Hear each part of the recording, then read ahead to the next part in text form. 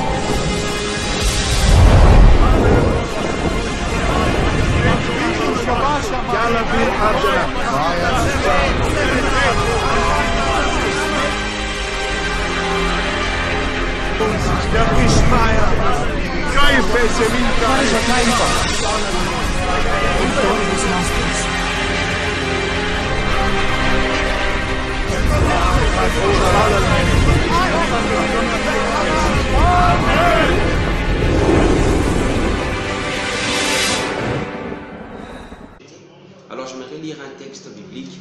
Je suis dans le livre le premier livre de Corinthiens, chapitre 12, le premier verset. 1 Corinthiens chapitre 12, verset 1. Je vais lire ça dans la version Parole de vie. J'aime beaucoup cette version de Bible. L'apôtre Paul dit: frères et sœurs chrétiens, au sujet des dons de l'Esprit Saint, je ne veux pas que vous restiez ignorants. Au sujet des dons de l'Esprit Saint, je ne veux pas que vous restiez ignorants. L'apôtre Paul est en train de nous exhorter à ne pas être étrangers aux dons de l'Esprit. Il est en train de nous recommander à connaître les dons de l'Esprit, à connaître tous les dons, parce que les dons de l'Esprit nous appartiennent à nous les chrétiens. Jésus dit, vous recevrez l'Esprit Saint que le monde ne peut pas recevoir parce que le monde ne le voit pas. Bien aimé, j'aimerais vous dire, vous qui suivez cette vidéo, que le monde ne peut pas voir le Saint-Esprit. Le monde ne connaît pas le Saint-Esprit, ce n'est pas l'identifier. C'est nous qui savons identifier le Saint-Esprit. Et c'est nous qui pouvons recevoir les dons de l'Esprit. Et au chapitre 14 du même livre de Corinthiens, l'apôtre Paul dit: cherchez avant tout à aimer les autres, désirez les dons de l'Esprit Saint, surtout le don de parler au nom de Dieu, donc la prophétie. Mais après il dit, si quelqu'un parle en langue inconnue, il ne parle pas aux gens mais à Dieu, personne ne le comprend. Avec l'aide de l'Esprit Saint, il dit des choses mystérieuses. Voilà, je ne parlais pas de tous les dons. Dans cette vidéo, je parle principalement du don de parler en langue. Vous savez, je suis devenu chrétien en 2016, le 31 décembre. J'étais en train de traverser 2016 vers 2017. C'était une nuit de prière, de traversée de fin d'année. Alors j'étais là, j'ai reçu Jésus tout bonnement, c'était silencieux, c'était calme, je n'étais pas tombé, je n'ai pas cassé les chaises de quelqu'un.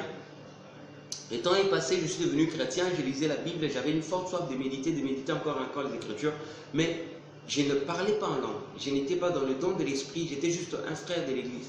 Jusqu'à ce que Dieu m'a appelé à le servir, je commençais à servir Dieu à l'écotime, je commençais à exhorter les enfants, à exhorter les amis dans les nuits de prière. Et puis Dieu m'a révélé, il a révélé mon ministère très tôt, donc 2 ans seulement après être devenu chrétien. J'ai commencé à monter du haut de la chair, j'ai commencé à prêcher. Plus j'ai prêché la parole, plus je montais du haut de la chair, j'ai senti au fond de moi qu'il y avait quelque chose qui me manquait. J'avais la parole, j'avais la connaissance de la parole, j'étais convaincant dans mes propos, j'étais attaché à Dieu, fidèle, mais je n'avais pas quelque chose de particulier, je n'avais pas une certaine dimension spirituelle.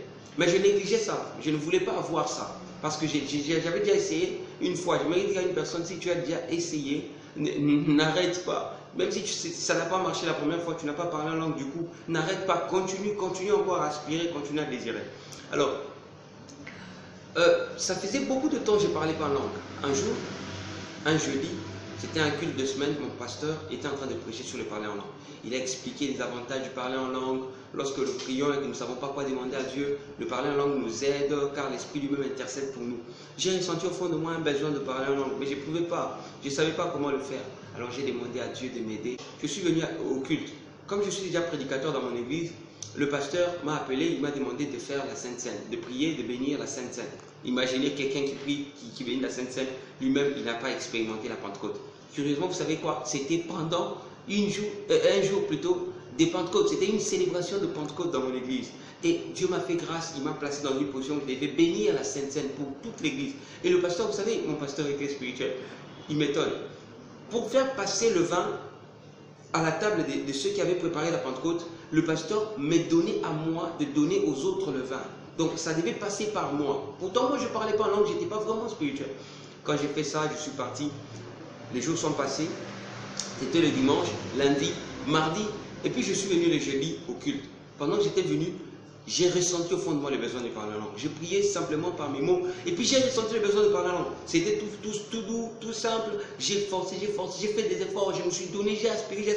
Et ma langue a été déliée. Je commençais à parler en langue. Et personne ne m'avait vu parce que j'étais au fond. J'ai prié moi-même. J'ai prié. Et ça faisait que j'avais un peu honte. J'avais honte, je ne savais pas comment je vais faire. Maintenant, mes amis ne m'ont jamais vu parler en langue. Comment je vais faire? Petit à petit, j'ai commencé à prendre mon petit courage.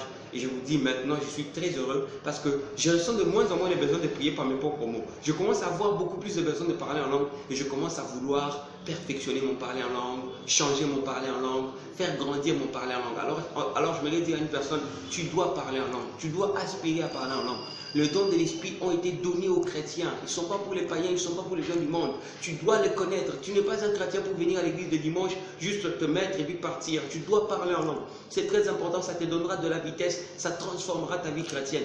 Parler en langue, ça te permet de dire des mystères, ça te permet de dire des choses que personne n'entend, mais que seul le ciel sait, seul le ciel écoute. Le parler en langue, c'est la langue du ciel. Tu dois commencer à vibrer en langue. Mabro, shakaribo, sandarebo, se, ribrabo, sakarebo, she. Je viens de dire beaucoup de choses que moi-même je ne sais pas, mais je viens de dire des choses très profondes. Tu dois parler en langue. Et je suis très heureux et je bénis le Seigneur pour cette grâce qu'il m'a accordée de parler en langue. Alors j'ai voulu faire cette vidéo pour témoigner de cette expérience. Juste partout où tu es, que Dieu mette dans ton cœur le désir de parler en langue, que Dieu transforme ton cœur, que Dieu bouleverse ton ministère, que Dieu bouleverse ta vie, que Dieu te bénisse abondamment au nom de Jésus-Christ. Merci Saint-Esprit d'être avec moi, merci Jésus-Christ d'être avec moi. Sois glorifié, sois béni éternel au nom de Jésus-Christ. Amen. À plus.